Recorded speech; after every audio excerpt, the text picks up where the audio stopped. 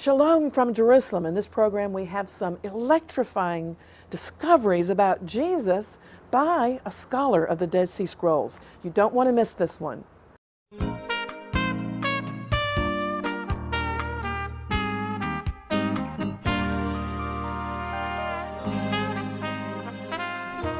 Shalom from Jerusalem. I'm Christine Darg, and I'm so blessed that on our program today is Nehemia Gordon, who is a Dead Sea Scrolls scholar, and you are a Karaite. That's right. And what is a Karaite? So Karaites are Jews who only follow the Old Testament. They're strictly Hebrew scripturalists. Karaite comes from the ancient Hebrew word kara, which is the ancient Hebrew word for the Hebrew scriptures. And Karaite is someone who only follows the Old Testament. Now, some people would say, but the Jewish people follow the Old Testament anyway, but there is an oral law. Can you explain about this? So many people don't know about this. Every Jew knows about this, but a lot of non-Jews don't know about this. Most of Judaism today, most Jews who call themselves religious are actually not simply followers of the Old Testament, but they follow something called the oral law, or the oral Torah. It's also known as the main writing of it is the Talmud. And so most Jews today are not Karaite scripturalists, they're Talmudists. And Rabbinic Judaism is based more upon the oral law? Right, absolutely. The most fundamental doctrine of rabbinical Judaism and ancient Pharisaism alike is this belief that when Moses went up to Mount Sinai for 40 days and 40 nights, he actually received two separate and distinct revelations. The written revelation, which became the Torah that everyone knows about, that I believe in, and a second revelation, which was called the oral Torah, which was supposedly, according to the Pharisees and the modern rabbis, passed down throughout the millennia orally, and then eventually written down in the form of the Talmud. Now, Nehemia, you are not a follower of Jesus Christ, but you are an admirer of the Yeshua, the Hebrew Yeshua, which is Jesus's Hebrew name, and you have been having a lot of fellowship with Messianic believers over questions that they have because there's been confusion as they've read the New Testament to think now Jesus is telling us in the New Testament, the Greek Jesus, to follow Rabbinic Judaism. Right. And so they've been coming to you as a textual scholar to say, help us figure out what's going on here. And as a result, you have written this dynamite book, The Hebrew Yeshua versus the Greek Jesus. Right. There are electrifying discoveries in this book. What would you say the main message is of this book? Well, as you mentioned, I wrote this book really in response to dialogue I had with Messianic believers. And they came to me both because I'm a Karaite and also because I have a background in textual studies, working on the Dead Sea Scrolls and other research projects. And I also have a degree in biblical studies and archaeology from the Hebrew University of Jerusalem. And I use these textual skills to try to decipher these problems they had in the New Testament. And one main problem that I was approached with was in Matthew 23, Jesus says straight out, he says, the Pharisees, these people who we just said believe in this oral Torah, they sit in the seat of Moses. They have some type of Mosaic authority. Whatsoever they bid you observe, that observe and do. This is Matthew 23, verses 2 to 3. And very clearly, if you know what a Pharisee is, see, most people think Pharisee just means bad person. That's not true. Pharisee is an ancient form of Judaism that goes back more than 2,000 years. And if Jesus is telling his disciples to obey the Pharisees and do whatever they command you to do, then that has broad, far-reaching ramifications. For like what, for example? Like, for example, Pharisee law governs every aspect of life, literally from the moment you wake up in the morning to the moment you go to sleep at night. I was actually raised as a Pharisee, and so I know about these laws firsthand. One of the laws is that before you eat bread, you must wash your hands. And washing your hands doesn't just mean taking a bar of soap and being hygienic and washing your hands. Today we know that's common sense hygiene. Washing the hands is a very specific ritual that follows a very specific set of steps. And when you're done actually pouring the water over your hands, in order to fulfill the ritual, you have to make the blessing. Every time you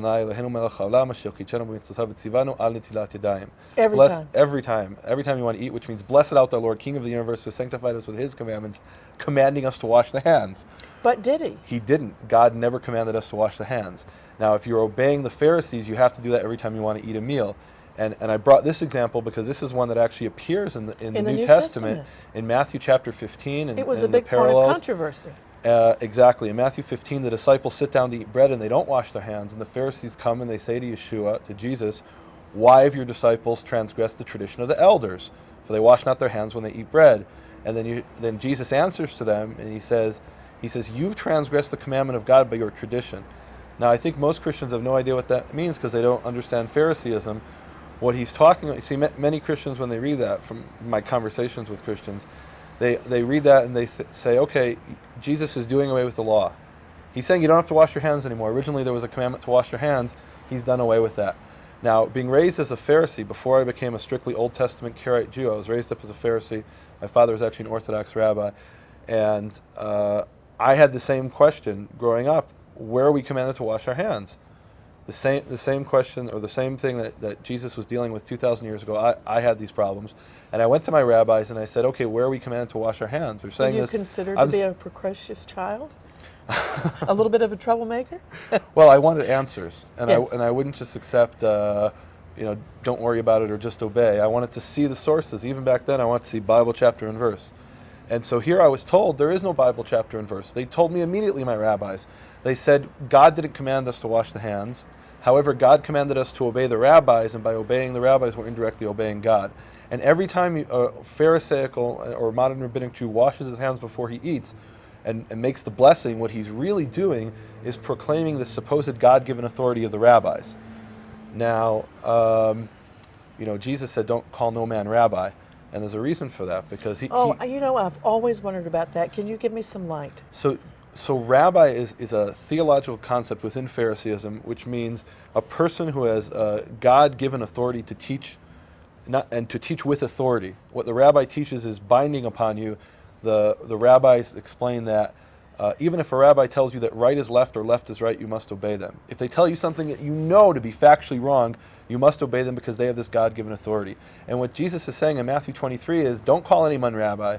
Don't listen to men to teach you with authority. The only one who can teach you with authority is God. Now, as a Karaite, that's something that I deeply believe, that today, with the temple in ruins, we don't have the prophets of the type of Isaiah or Jeremiah that can come and teach us the Word of God directly. All we have is the Old Testament, the Hebrew Scriptures. That's all I have. Yes. And I just look to the Old Testament for the answers, because that to me is the Word of God. Now let's get back to the seat of Moses, because Jesus was saying that the Pharisees of his day were sitting in that seat. Right. But you found a Hebrew translation of the Gospel of Matthew that clarified this issue. Not a Hebrew translation. And let me get to that in a minute, but let me finish about Matthew 15. So Jesus says there very clearly, he says there very clearly that the Pharisees are the ones transgressing the commandment of God by their tradition. Now, as I mentioned, most Christians think, Jesus is doing away with the law. But what he's actually doing is he's upholding the commandment of God. He's upholding the commandment of God is the Torah. And what he's saying is, by requiring these man-made laws, this law to wash your hands and make this blessing, which you rabbis, by your own admission, have foisted upon the people, these heavy burdens you've thrown upon the people, which God never commanded, by doing that, you're violating the commandment of God. Now, how are they violating the commandment of God? When I read this in the New Testament, I was fascinated by this, because this is something that I came to discovered on my own, really, growing up with Pharisaism. In the Torah itself, in Deuteronomy chapter 4, verse 2, it says, do not add to the Torah and do not take away from the Torah. Adding or taking away from the Torah is forbidden from the very beginning.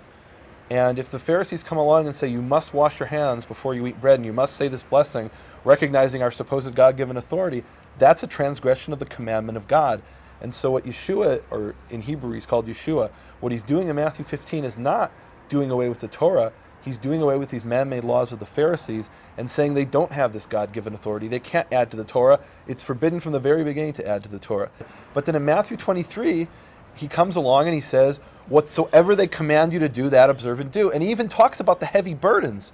He talks about how they foist up these heavy burdens upon the nation.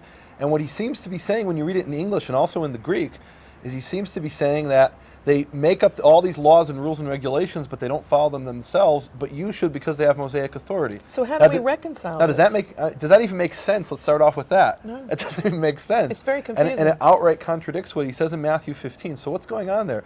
Well, when I began to research this, one of the things I found is that there's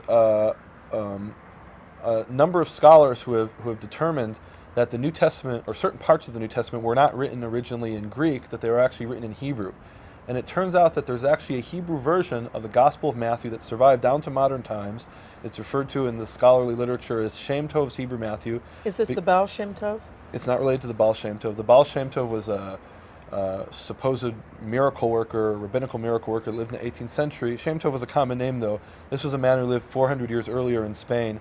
And he wrote a book called Even Bochan, in which he systematically goes through Catholicism, basically refuting Catholicism, because there were these public debates that the Jews had to participate in against, the Catholics forced the Jews to defend their religion, and Shem Tov ibn Shaprut sat down and wrote a systematic argument defending the Jewish religion against Catholicism. Interestingly enough, one of his main arguments was to go through the words of Yeshua and show how the Catholics don't actually do what Yeshua says.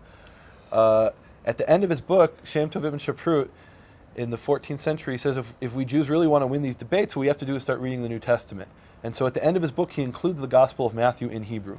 Now, this has been known for centuries as Shem Tov's Hebrew Matthew, but it was always assumed that he simply translated it from Greek, and nobody even bothered really studying it. But you discovered that there are Hebraic puns. Right, there are Hebraic. Actually, I didn't discover this. This was discovered more than a decade ago by other scholars, that Shem Tov's Hebrew Matthew appears not to have been translated from Greek, but it was actually written in Hebrew. Can you give one of these simple Hebraisms that's in there? So let me give you an example. One of the pieces of evidence for this that Shem Tov's Hebrew Matthew was written in Hebrew is that there's something called Hebrew word puns, which are a play on words in Hebrew. When you read it in Greek, there's no play on words there. Now, for example, Matthew 18, there's the parable of the debt, where he talks about a certain servant owes the king money and he can't pay, so he goes down the food chain and persecutes his servant. And 5 times it talks about paying there, and the Hebrew word for pay is shalem. So 5 times it says shalem, and then in the moral of the parable appears in Matthew 18, verse 35. And there it says, "So shall my Father in heaven do if you do not forgive each man his brother with a complete heart." Now, the Hebrew word for complete is shalem. Wow. And this only makes sense when you read it in Hebrew. Yes. The message there is diffused and really lost when you read it in Greek. But how beautiful that is in Hebrew. It is. It's like it's poetry when you read it in Hebrew. It's beautiful and it flows. And this is a characteristic of something written in Hebrew, not something translated from Greek. Now, there's lots of pieces of evidence, but our time is limited, and I won't give a whole linguistic discussion. But there's really a constellation of evidence that when you look at it together, it really points to the fact that Matthew, first of all, is written in Hebrew, and this Shem Tov's Hebrew Matthew appears to be that Hebrew text. Now, I want to make it clear, this doesn't mean that every word of Shem Tov's Hebrew Matthew is what the original Matthew wrote. And the reason for that is that over the centuries, what some scribes did is they said they came to Shem Tov's Hebrew Matthew, and they realized it was different from the Greek, and then they corrected it. They thought they were correcting it according to the Greek, and really what they were doing was changing the original wording. So what we have today is a text that, in Shem Tov's Hebrew Matthew, is a text that in many places can bring us closer to the Hebrew original.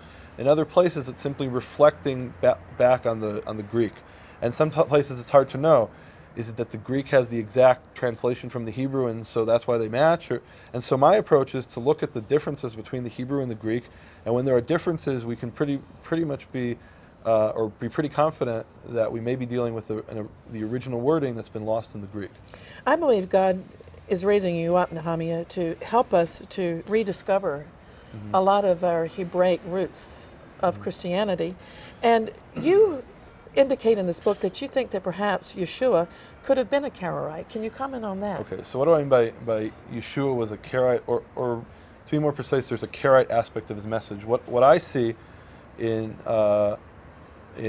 when I read the Hebrew Matthew, now I mentioned how in Matthew 23 in the Greek he says, "Obey the Pharisees." When you read it in the Hebrew, there's a difference of one single letter, and that one single letter changes his message from "obey the Pharisees" to, here's what he says in Hebrew. He says, "The scribes and Pharisees sit in Moses' seat, therefore all that he says to you diligently do." In other words, so who's the he now? The he is Moses. Yes. So in the Hebrew Matthew, he's commanding his disciples, if the Pharisees' claim to authority is that they sit in this Moses' seat, which was a special chair in the synagogue, which is actually on the front cover of my book. This was a special ornate chair they had in ancient synagogues where the Pharisees would sit, and they say, anybody sitting in this chair, you have to obey. And Yeshua, Jesus comes along in the Hebrew, Yeshua in the Hebrew text comes along and says, that's their claim to authority, so do as Moses says. They sit in the Moses' seat. And then he says, he calls them, you blind chairs. Right. Or later on in Matthew 23, in the Greek, he calls them blind guides. In the Hebrew, he calls them blind chairs. And he's saying, okay. He's referring to this. Yeah. He's saying, okay, you do sit in that chair in that Moses' seat. You have this claim to Mosaic authority because you have a special chair at the head of the synagogue, but you're a blind chair. There are things right in front of you and you don't see them. So what do I mean that Yeshua had a Karaite aspect to his message? As I mentioned, Karaite Judaism is Judaism strictly by the Old Testament, as opposed to Judaism by the oral Torah, this Talmud, the Talmudists, modern Orthodox Judaism. Or we would say the Word of God. Yeah, the Word of God as preserved in the Old Testament. As opposed to the traditions of men. Absolutely. And Yeshua makes that very clear distinction between the commandment of God and the traditions of men, the Word of God and man-made traditions. Now, when I read his words in Hebrew, and in the Greek to some extent as well, I see consistently he's warning his disciples, don't follow these new innovations that the Pharisees are foisting upon these people, these heavy burdens that they're lifting up. And in other places, they're doing away with the Torah. In other places, the Pharisees are opening up these loopholes and saying you don't have to actually follow what it says in the Torah. In some places, they're doing that. In other places, they're adding things. And Yeshua comes along and he says, no, do what God said and don't follow these man-made traditions and rules and regulations. And in Matthew 15, he quotes Isaiah, which I found absolutely fascinating. Yes. He quotes Isaiah chapter 29, verse 13, where Isaiah speaks about how they're teaching for doctrines the commandments of men. Now, that's Pharisaical Judaism, teaching for doctrines the commandments of men. That's this oral Torah and these traditions of the elders, these laws that the Pharisees have foisted upon the nation, really down to modern times. We're still suffering from these burdens they've foisted upon the nation, which are driving the average person away from following Torah. I noticed that you don't wear, for example, a kippah. Right. I don't wear the kippah or skull cap because that's not commanded in the Torah. And it says, again, in Deuteronomy 4:2, do not add to the Torah, do not take away. For me to wear the kippah, which is this addition to the Torah, this man-made tradition which has been sanctified and now is really a basic law of Pharisaical Judaism to wear the kippah. That's an addition to the Torah. And by adding to the Torah, you're actually changing it and modifying it. Now, have you been surprised and shocked by the picture you've seen of Yeshua? Because really you thought he was a usurper. I really was surprised because I have to be honest, when I started this study on this question really of Matthew 23,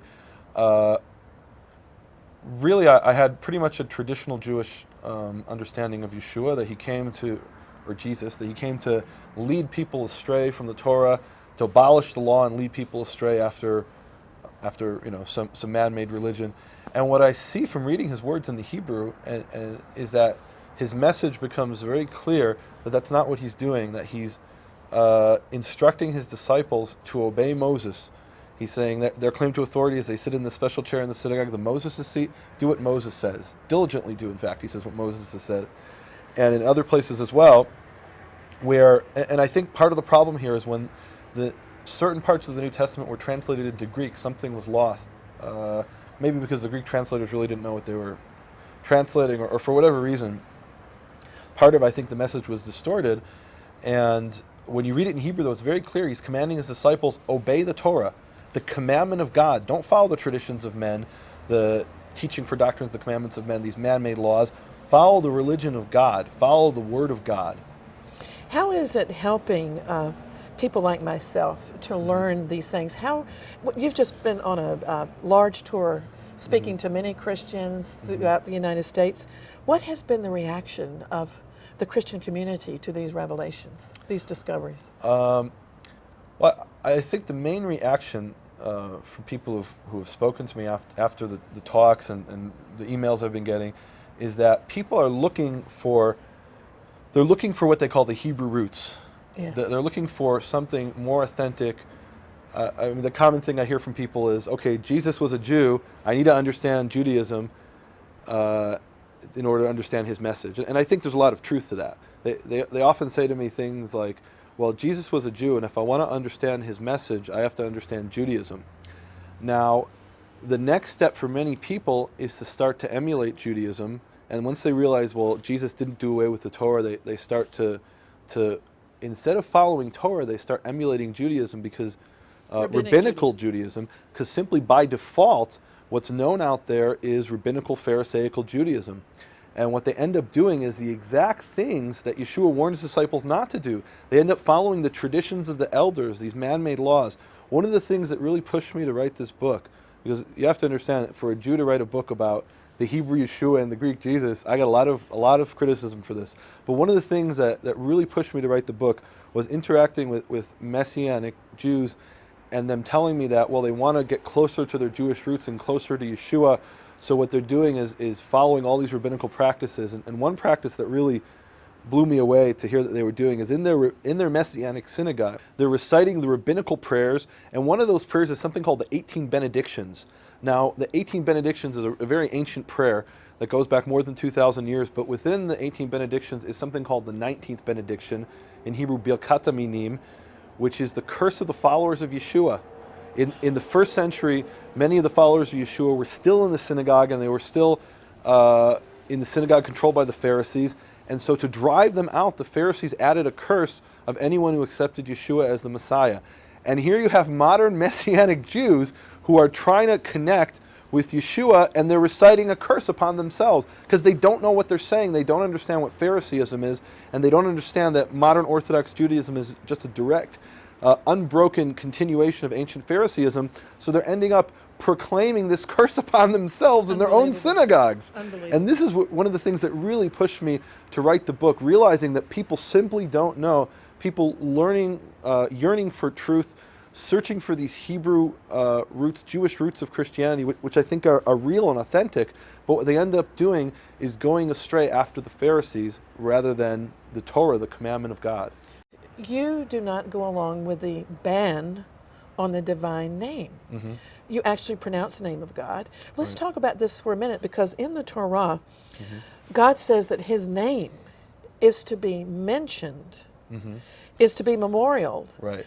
But the rabbis today have covered up. It's like the biggest cover-up in the world. There's actually an outright ban on the name. In fact, it says in the Mishnah, which is part of this oral law, it says anyone who pronounces the name of the Creator as it is written has no place in the world to come, no place in the resurrection.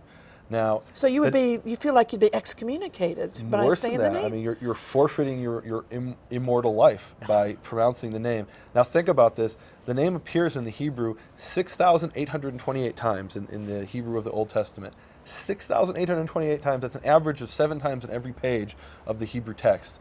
Now, the Hebrew name in Hebrew is Yod He Vav He, which some pronounce as Yahweh or Yahweh. I pronounce it as Yehovah for various textual reasons.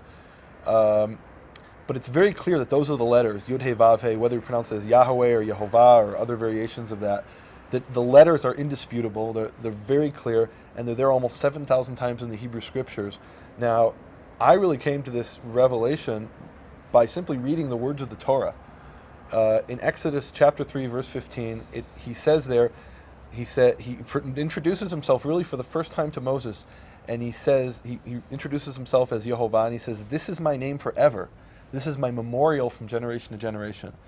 Now, one of the things that I discovered is that in Hebrew, the word for memorial, the root behind the word memorial is zecher, zayin chaf resh, and that word really has a much broader meaning in ancient Hebrew than it does in English.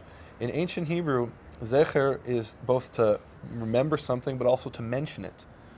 Now, so he's saying you must speak my name, really. He's saying this is my mention when you, and actually the primary meaning of this word is to refer to something. I can refer to it with my mind, which is to remember it. And actually in Hebrew it's much more active than it is in English. It's to summon it up in the memory. So I can summon it up in my memory, which is to remember it, or I can summon it up with my mouth, which is to mention it. So when he says this is my zecher, from generation to generation, he's saying this is my mention. Whenever you refer to me, whether with your mind or with your mouth, you must refer to me by my name, which is Yehovah, not Lord or Adonai. You know, even in the English translations, it amazes me. It has, instead of Yehovah, Yud He Vav He, it has the Lord. Lord, capital L, capital O, capital R, capital D. Why is that? Because when King James hired these people to translate the Bible, they didn't know Hebrew, so they went to rabbis to teach them Hebrew, and the rabbis told them that word is pronounced as Adonai. And they said, okay, what's Adonai mean? Lord. So they wrote Lord. In fact, in the King James translation, I think it's only 3 times about that has Jehovah, which is a transcription of what's in the Hebrew Yehovah. The other 6,825 so times, Lord. it's Lord in caps. Now, do you think, Nehemia, that this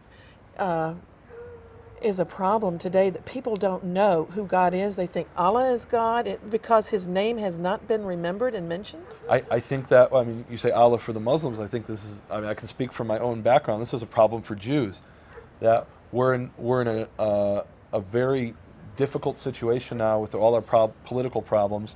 And it says in the prophets, all those who call upon the name of, and the next word is not Lord, all those who call upon the name of Yehovah will be saved. Now we're in crisis now. We need to call upon his name. And can't do it. And the average person in the street doesn't know what his name is. This is a big They don't know how to cover-up. pronounce it. And if they know, they're told they're not allowed to pronounce it.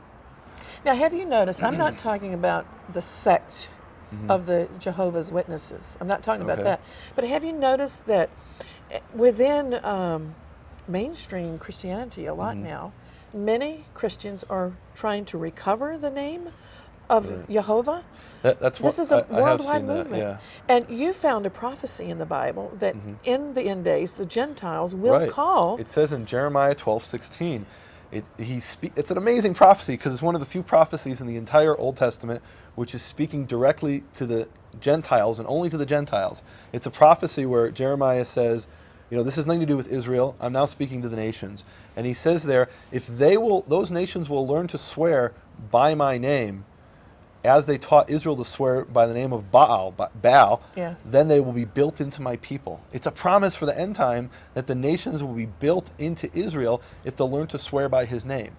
To call upon his name, Yehovah. To call upon his name and swear upon and to take vows. And to take vows. Well, to swear in his name, what that means is in Deuteronomy it tells us, what you will cling to Yehovah your God, and in his name shall you swear. And you see throughout the Tanakh, what that means is they would swear as Yehovah lives. Meaning that by my very actions I'm proclaiming the life of Yehovah.